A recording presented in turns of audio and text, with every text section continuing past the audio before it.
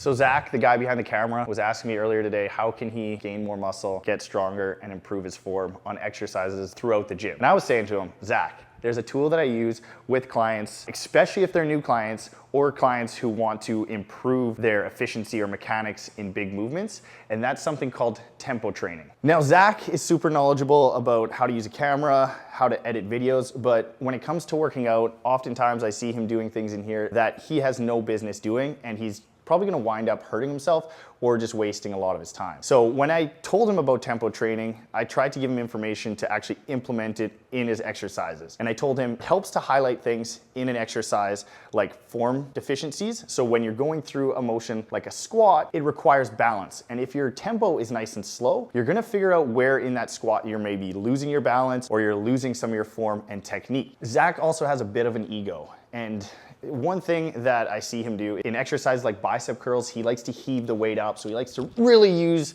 his body and throw that weight up. And implementing tempo training, I tried to explain to him at least, will help him to slow that down so he can actually use the muscles that he's trying to train, like the biceps. The other benefit as a coach to implement tempo training is that it actually governs that person's ability to use maybe too much weight in an exercise.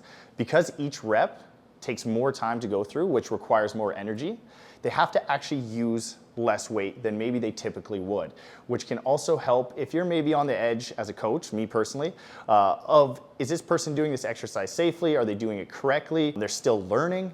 It can help actually govern them so they're not getting hurt or they're not exceeding their current ability. Now going back to Zach, sometimes some exercises he's fairly new at. And if I was to go and throw a bunch of weight at him and ask him to try and move that weight, his capacity to think through moving that weight wouldn't be very good. His focus is effort and energy, which doesn't allow him to concentrate on form and technique. So if someone is just starting, implementing tempo can help them to use a weight that they can control and think through that rep rather than just focusing on moving that weight with maybe not always the best or most optimal form. Last but not least, Zach, he's not running any marathons. And honestly, I've seen him try and go up and down the stairs and it's an absolute struggle. So using tempo training can help to build someone's work capacity. So maybe forcing them to do a set of 10 squats with a tempo helps them later on down the road when it's a set of 8 squats to have a higher work capacity to move that weight over 8 reps because they've been training at 10 reps over a longer time under tension.